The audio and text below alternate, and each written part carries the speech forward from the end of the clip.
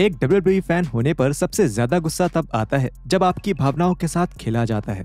इतने सालों से WWE अक्सर एरिना के शोर और यहाँ तक कि फैंस के साइंस को भी बदल देते हैं अगर वो उनकी कहानी के मुताबिक नहीं होता। इससे WWE का असली जादू खो जाता है।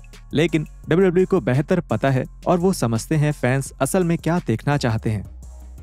तो जुड़िए हमारे साथ रेसलमेनिया पर, जहां हम 10 ऐसे मौकों की बात करेंगे जब WWE ने जानबूझकर अपने फैंस को धोखा दिया। उससे पहले रोज की रेसलिंग वीडियोस के लिए हमारे चैनल को सब्सक्राइब करके नोटिफिकेशन बेल दबाना ना भूलें और एक्सक्लूसिव टेस्ट के लिए हमें फेसबुक पर फॉलो करें और हमारा नया चैनल रेसलमेनिया शॉर्ट्स भी जरूर देखें।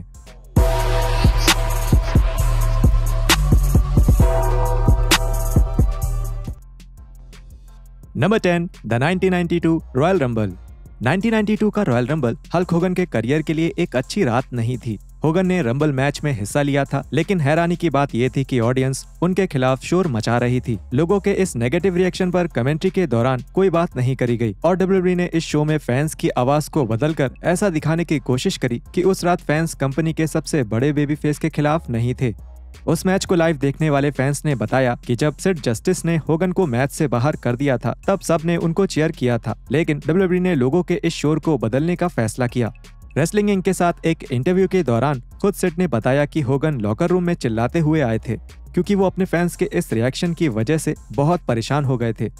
रॉयल रंबल पर जब उन्होंने होगन को बू किया था तब होगन लॉकर रूम में विंस मैकमैन पर चिल्लाते हुए और रोते हुए आए और वो कह रहे थे कि विंस ने ही ऐसा करवाया था। मैं उस रात विंस के पास गया और उनसे हाथ मिलाकर कहा, विंस मुझे अब जाना पड़ेगा। उन्होंने मुझसे जो भी वादे किए थे वो कभी पूरे नहीं हुए और मैं WCW में बहुत सारा गारंटीड पैसा केवल शो की कमाई के कुछ परसेंटेज के एक्सचेंज में छोड़कर आ गया।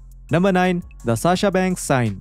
मई 2022 में जब बैंक्स और नेओमी WWE छोड़कर चली गईं, तब WWE ने ठान लिया कि वो भी अब से ऐसा दिखाएंगे जैसे उन दोनों का इस कंपनी से कभी कोई वास्ता ही नहीं था। यहाँ तक कि WWE ने उन दोनों के सपोर्ट में दिखाए गए फैंस के साइंस में भी अपने मुताबिक बदलाव कर दिए और हमें 2022 के समर्स में ऐसा देखने को मिला। 17 जून 2022 के स्मैकडाउन एडिशन पर फैंस के बीच में एक साइन देखा गया जिसमें लिखा था Sasha crew for life.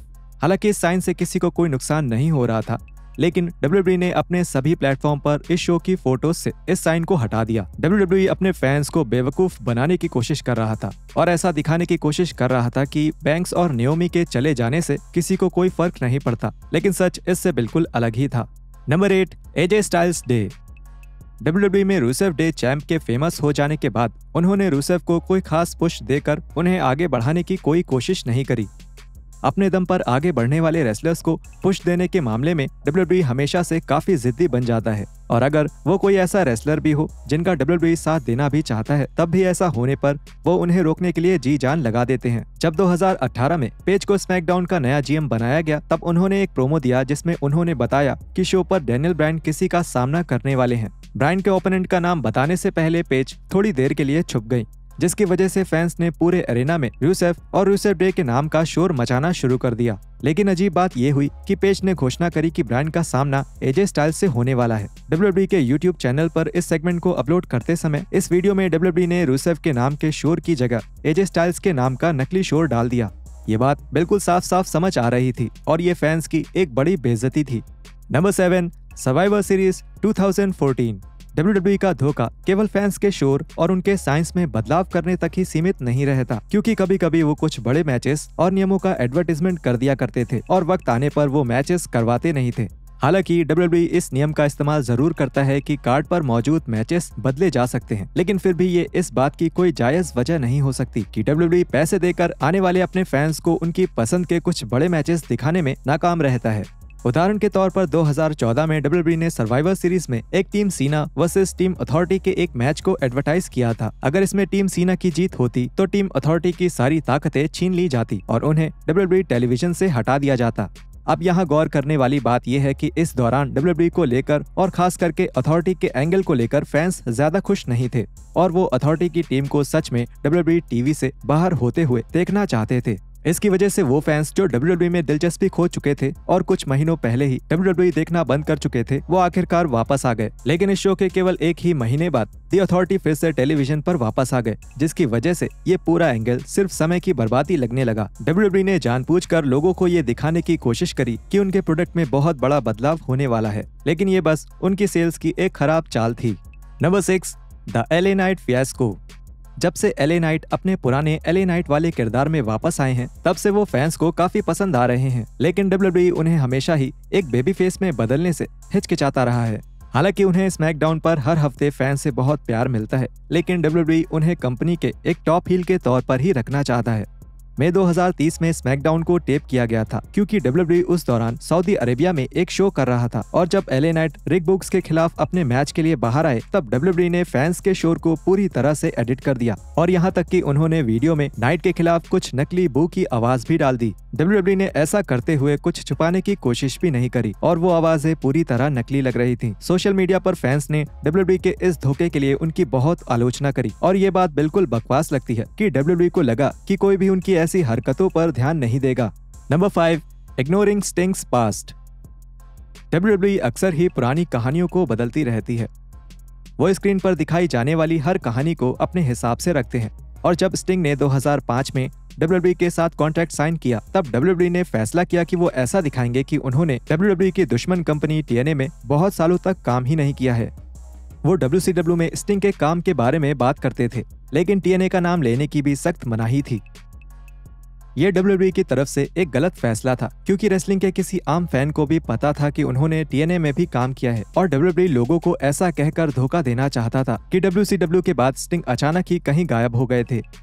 Number 4, survivor series 1999 की सर्वाइवर सीरीज में उस समय होने वाले सबसे बड़े मैचेस में से एक को एडवर्टाइज किया गया था। ट्रिपल एच अपना टाइटल बचाने के लिए द रॉक और स्टोन कोल्ड स्टीव ऑस्टिन के खिलाफ एक ट्रिपल थ्रेट मैच लड़ने वाले थे। ये मैच रेसलमेनिया के मेन इवेंट के लायक था, और इस मैच को लेकर फैंस बहुत ज्यादा जोश में थे, लेकिन मैच होने से पहले ही ऑस्टिन को बताया गया कि उन्हें अपनी गर्दन की चोट की वजह से रेसलिंग से कुछ समय तक आराम लेना पड़ेगा। लेकिन समय से पहले इस मैच को बदलने की जगह डब्ल्यूडब्ल्यूई ने फैंस को धोखा देने का फैसला किया, और ऐसा जताया जैसे ऑस्टिन अभी भी इस मेन इवेंट के ट्रिपल थ्रेट मैच का हिस्सा बने हुए हैं। पेपर व्यू वाले दिन ही डब्ल्यूडब्ल्यूई ने वो सेगमेंट दिखाया जिसमें ऑस्टिन की एक कार से टक्कर हो गई, जिसके बाद द बिग शो ने मैच में उनकी जगह ले ली, जो फैंस को बिल्कुल पसंद नहीं आया। Number 3, Daniel Bryan popularity tone down. 2013 से 2015 के दौरान डब्ल्यूडब्ल्यूई में डैनियल ब्रायन की शोहरत अपने चरम पर थी। बदकिस्मती से रूसेफ की तरह ही ब्रायन भी डब्ल्यूडब्ल्यूई के पसंदीदा मेन इवेंट टैलेंट नहीं थे, और इसलिए डब्ल्यूडब्ल्यूई ने अलग अलग चालें चलकर ब्रायन की शोहरत कम करने की बहुत कोशिश करी। ऐसा भी सामने आया कि डब्ल्यूडब्ल्यूई ने ब्रायन को लेकर लोगों के रिएक्शन को वीडियो में एडिट किया था, लेकिन 2015 के एक शो से पहले एक ऐसी रिपोर्ट भी सामने आई जिसमें लिखा गया था कि डब्ल्यूडब्ल्यूई ब्रायन के समर्थन वाले साइंस को एरेना के अंदर भी नहीं ले जाने दे रहा था। उस रिपोर्ट में लिखा था कि वहां मौजूद फैंस को सिक्योरिटी वालों ने ये कहा कि एरेना में पहले ही ब्रायन के समर्थन में बहुत सारे पोस्टर्स जा चुके थे। ये तो डब्ल्यूडब्ल्यूई के लिए भी एक गिरी हुई हरकत थी, लेकिन शुक्र है सोशल मीडिया की मदद से पूरी दुनिया को जल्द ही ब्रायन के खिलाफ डब्ल्यूडब्ल्यूई की इन हरकतों का पता चल गया। Number 2, Roman Reigns baby face era. Roman Reigns का बेबी फेस वाला रन हर तरह से नाकाम रहा। वो ऐसा लगता था जैसे मजबूरन करा जा रहा हो, और 2020 में उसके खत्म होने के समय तक खुद रेंस भी डब्ल्यूडब्ल्यूई के क्रिएटिव से परेशान हो चुके थे।